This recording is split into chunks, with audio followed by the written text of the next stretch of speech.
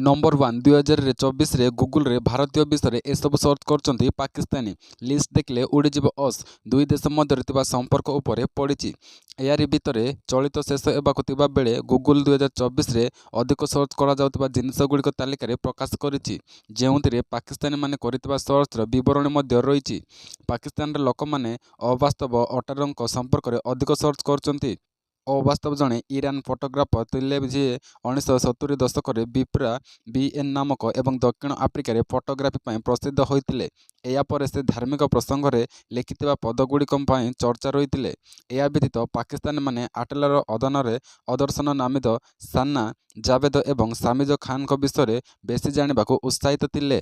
Number 2 internet speed सबुठ पछरे Pakistan शीर्ष में 3 मुस्लिम देश। समाज डिजिटल डेस्क अर्थनीति क्षेत्र में पछुआ पाकिस्तान एबे इंटरनेट क्षेत्र में विश्व में अन्य देश मान पछरे पड़ी कहवाक गले सबुठ पछरे रही। वर्तमान समय पाकिस्तान एमती एक देश जोटे विश्वर सबुठ मंतर मोबाइल और ब्रॉडबैंड स्पीड उपलब्ध।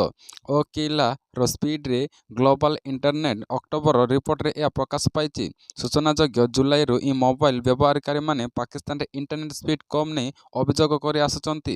एतिरे इंटरनेट संजोग बाधाप्राप्त एबार सूचना मध्य अछि। शीर्ष 10 देश तालिका 1 United Arab Emirates, 2 Qatar, 3 Kuwait, 4 दक्षिण Korea, 5 Netherland, 6 Denmark, 7 Norway, 8 Saudi Arab, 9 Bulgaria, 10 Luxembourg. Number 3 Manish एत गणन्य भी होईपारे बयान न बदलैबारु काटिदेला। दुष्कर्म अभियोग नहीं मत बदलैबाकु मना करिबाकु नाबालिका को अपहरण करी हत्या करथिले अभियुक्त। झारसुगुड़ा अपहरण पर नाबालिका हत्या घटनार पर्दाफाश करिसेंती झारसुगुड़ा एसपी। पुलिस सूचना अनुसार मृत नाबालिका अभियुक्त को किसान विरोध में करथिले दुष्कर्म मामला। अभियुक्त जेल जाई वर्षे तले जमीन रे आसिथिले। कोर्टर रे दंड आशंका करी से मत बदलैबाकु नाबालिका को चाप पकाइथिले। एले एतिर नाबालिकार राजी न हेबारु अपहरण करी राउरकेला देवगढ़ रास्ता रे हत्या करथिले। पर मृतदेह को खंड खंड करी बालुघाट सह तरकेरा नालक फिंगी देइथिले। अभियुक्त को कुन किसान को पचरा उचरा करने सह क्राइम स्पॉट को प्रमाण संग्रह करिछि पुलिस। नंबर 4 आरटीओ ड्राइवर खुशी खबर एणिकी राति मागणार पाइबे ए सुविधा। आरटीओ साधारणतः रात्रि समय एनएचआर बस और ट्रक जाउतबा अनेक समय दृष्टिगोचर होता है। बस ट्रक ड्राइवर माने निजर भारी जान से दूर स्थान को यात्रा करती। आरटीओ यात्रा समय अनेक एभली घटना सामना को आसी जहाँ समस्त को दुखित करे। कारण दैनंदिन जीवन में शुणवाक मिले जे बस बा ट्रक ड्राइवर निद आसवा कारण दुर्घटना एत जन प्राण हरइछंती। मात्र एबे एई दुर्घटना को रखिबा राज्य सरकार नहीं भिन्न एक अभिनव पदक्षेप। एणिकी सेमानक ए समस्या दूर एब कारण सरकार एबे नहीं बड़ पदक्षेप। नंबर 5 बांग्लादेश दुईटी राफेल यथेष्ट। बांग्लादेश शेख हसीना सरकार पतन और अंतरीण सरकार दायित्व ग्रहण पर संलग्न हिंदुओं उपर हिंसा वृद्धि पाई। बांग्लादेश सरकार सूचना अनुसार वर्तमान सुधा 88टी एभली आक्रमण होता बेले बेसरकारी भाव यह संख्या अनेक गुण अधिक बोली कहुई। यह समय एक्शन साधु चिन्मय कृष्ण दास गिरफ एवं तांको समर्थन को रणत्माक आक्रमण पर बांग्लादेश और भारत मध्य तिक्तता वृद्धि पाई।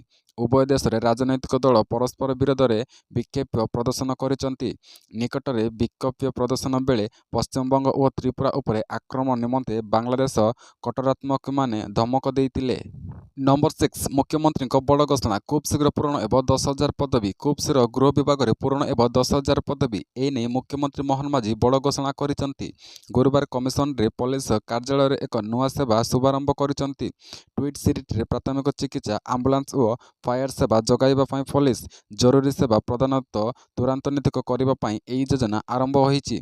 यह अवसर में गृहरक्षक पदवी वृद्धि पाइबा घोषणा करिसेंती मुख्यमंत्री। से कहते गृहरक्षक नियुक्ति कटकणा को सरकार हटाई देइछंती।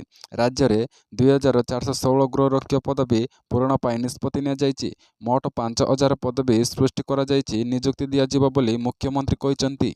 ନମ୍ବର 7 ଅଟେଲରେ ଜୟସ୍ୱାଲଙ୍କୁ ଛାଡ଼ି ପଳାଇଲେ ସମସ୍ତ ଖେଳାଳି, ପ୍ରବଳ ରାଗିଲେ ରୋହିତ ଶର୍ମା। ଭାରତ ଏବଂ ଅଷ୍ଟ୍ରେଲିଆ ମଧ୍ୟରେ 3 ଟେଷ୍ଟ ଡିସେମ୍ବର 14 ଅର୍ଥାତ୍ ଶନିବାରଠାରୁ ଆରମ୍ଭ ହେବାକୁ ଯାଉଛି।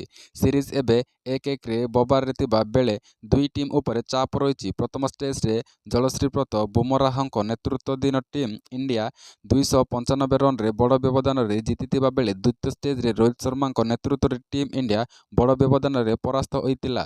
ତେବେ ଶନିବାରଠାରୁ 3 ଟେଷ୍ଟ ଆରମ୍ଭ ହେବାକୁ ଯାଉଥିବା ବେଳେ ଟିମ୍ ଇଣ୍ଡିଆ ଏବେ ଜୋରଦାର କସରତ କରୁଥିବା ଦେଖିବାକୁ ମିଳିଛି। ପଡ଼ିଆରେ ଅଭ୍ୟାସ ଜୋରଦାର କରିଛି ଭାରତୀୟ ଦଳ। ଏହାରି ମଧ୍ୟରେ ଆଉ ଏକ ବିକ୍ଷୋଭ ଦେଖିବାକୁ ମିଳିଛି, ଯାହାକି ଏବେ ଚର୍ଚ୍ଚାରେ ରହିଛି। ନମ୍ବର 8 ବିଜେପି ହୁଇସିଲ୍ ଫୁଙ୍କିବ, ବିଜେଡି ଗୁଣ୍ଡ ଗୁଣ୍ଡ ହୋଇଯିବ, ନବୀନ ପଟ୍ଟନାୟକ ମଧ୍ୟ ବିଜେପିକୁ ଆସିବେ। ବିଜେପି ବିଧାୟକ ଜୟ ନାରାୟଣ ବଡ଼ ବୟାନ। ସେ କହିଛନ୍ତି ବିଜେପି ଯେଉଁଦିନ ଚାହିଁବ ବିଜେଡିକୁ ଖଣ୍ଡ ଖଣ୍ଡ କରିଦେବ। ଏମିତିକି ବିଜେଡିର ଗୋଟିଏ ବି ଲୋକ ରହିବେନି। ନବୀନ ପଟ୍ଟନାୟକ ମଧ୍ୟ ବିଜେପିକୁ ପଳାଇ ଆସିବେ। ଗୁରୁବାର ଗଣମାଧ୍ୟମକୁ କିଛି ଏଭଳି ପ୍ରତିକ୍ରିୟା ଦେଇଛନ୍ତି ଜୟ ନାରାୟଣ। ପ୍ରତିକ୍ରିୟା ଦେଇ ସମ୍ବଲପୁରରୁ ବିଧାୟକ କହିଛନ୍ତି ଯେ ବିଜେପି ଚାହିଁଛନ୍ତି ବିଜେଡି ଭାଙ୍ଗୁ। ଆମର ଲକ୍ଷ୍ୟ ନୁହେଁ ବିଜେଡିକୁ ଶୂନ କରିବା। ତେବେ ବିଜେପି ଯେଉଁଦିନ ହୁଇସିଲ୍ ଫୁଙ୍କିବ ସେଦିନ ବିଜେଡି ଗୁଣ୍ଡ ଗୁଣ୍ଡ ହୋଇଯିବ ବୋଲି ସେ କହିଛନ୍ତି। ଅନ୍ୟପଟେ ବିଜେପି ବିଧାୟକ ଅଶୋକ ମହାନ୍ତିଙ୍କ ବୟାନକୁ ଦୋହରାଇ ଜୟ ନାରାୟଣ କହିଛନ୍ତି ସେମାନେ ଯଦି ଆସିବାକୁ ଚାହୁଁଛନ୍ତି ତେବେ ସ୍ୱାଗତ। ନମ୍ବର 9 ବଡ଼ାରେ ଲାଗିବ ପରିତ୍ୟକ୍ତ ସରକାରୀ ଜମି ଓ ଘର। 11ଟି ବିଭାଗୀୟକୁ ମୁଖ୍ୟଙ୍କର ଚିଠି। ଅଚଳ ହୋଇ ପଡ଼ିଥିବାର ସରକାରୀ କୋଟା ଏଣିକି ବଡ଼ାରେ ଲାଗିବ। ଧରି ପଡ଼ିଥିବା ସରକାରୀ ଘର ପୁଣି ନୂଆ ହେବ। ଖୋଲିବ ଦୋକାନ, କାଫେ ଓ ବ୍ୟବସାୟ ପ୍ରତିଷ୍ଠାନ। ଏନେଇ ରାଜ୍ୟ ସରକାର ଜମି ଓ ଘର ବା କୌଣସି ପରିତ୍ୟକ୍ତ ଅବସ୍ଥାରେ ପଡ଼ିଥିବା ସରକାରୀ ସମ୍ପତ୍ତିକୁ ବ୍ୟବହାର ଉପଯୋଗୀ କରିବା ପାଇଁ ମୁଖ୍ୟ ଶାସନ ସଚିବ ମନୋରଞ୍ଜନ ମାନ ଅଜୁହା ଦେଇଛନ୍ତି। 11ଟି ବିଭାଗକୁ ଚିଠି। ଏନେଇ ଗୃହ ବିପକ୍ଷ ପକ୍ଷରୁ ଚିଠି ଜାରି କରାଯାଇଛି।